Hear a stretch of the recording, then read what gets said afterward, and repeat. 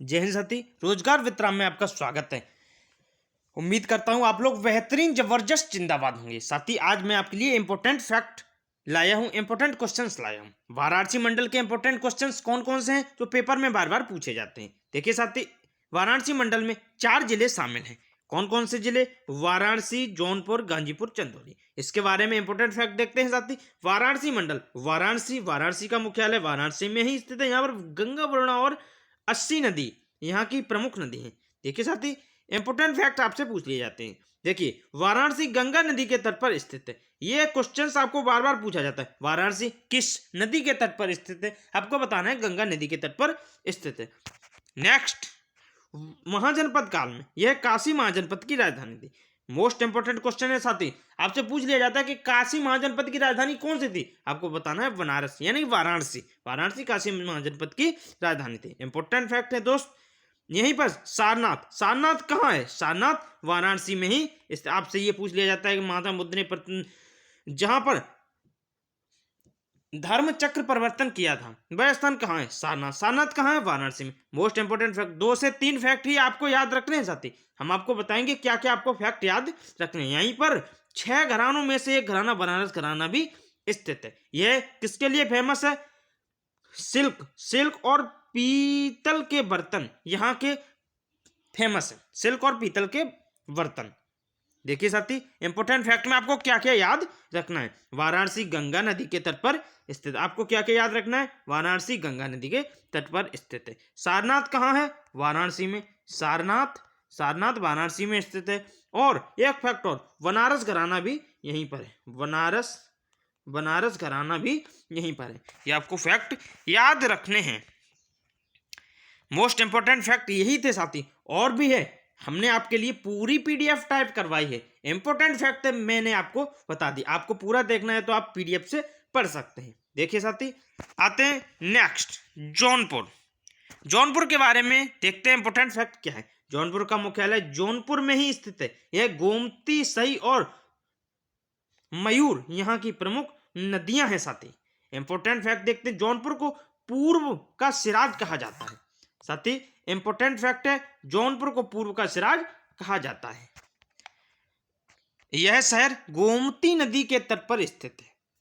जौनपुर गोमती नदी के तट पर स्थित है। जौनपुर में खनिजों की कमी है साथी। इंपोर्टेंट फैक्ट में आपसे यह पूछा जाता है जौनपुर किस नदी के तट पर स्थित है? आपको बताना है गोमती नदी। यही आपसे मोस्ट इंपोर्टेंट क्वेश्चंस में ये पूछा जाता है। जौनपुर गोमती नदी के किनारे स्थित है। नेक्स्ट आता है गाजीपुर का मुख्यालय गाजीपुर में ही स्थित है। यह गंगा नदी के तट पर स्थित है। गाजीपुर में गंगा नदी है। गाजीपुर को काशी की बहन भी कहा जाता है। इंपोर्टेंट फैक्ट है दोस्त, आपसे सीधा पेपर में पूछ लिया जाता है कि काशी की बहन किसे कहा जाता है? आपको बताना है गाजीपुर को काशी की बहन कहा जाता है। गाजीपुर का संबंध रामायण काल से जोड़ा जाता है। गाजीपुर का संबंध रामायण काल से जोड़ा जाता है। साथ ही इंपोर्टेंट फैक्ट हम आपके लिए 2 से 3 फैक्ट ही लेकर आए हैं जो आपको पेपर में सहायता करेंगे। लॉर्ड कॉर्नवालिस की मृत्यु गाजीपुर में हुई एवं इसका मकबरा भी यहीं पर स्थित। साथ ही इंपोर्टेंट फैक्ट है, आपको सिर्फ गाजीपुर में क्या याद रखना है? इसे काशी की बहन कहा जाता है। गाजीपुर को काशी की बहन कहा जाता है। बार बार पेपर में पूछा गया है। Very very most important question है साथी। आइए साथी, नेक्स्ट, चंदौली के बारे में देखते हैं। चंदौली, इसका मुख्यालय कहाँ है? चंदौली में स्थित है। यह गंगा, कर्मनाशा और चंद्रप्रभा यहाँ की प्रमुख नदियां हैं।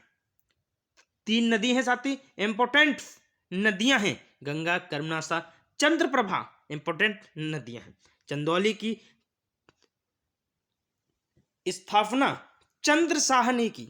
इंपोर्टेंट फैक्ट है, चंदौली की चंद्रशाह ने स्थापना की। मोस्ट इंपोर्टेंट फैक्ट है, चंदौली को चावल का कटोरा भी कहा जाता है।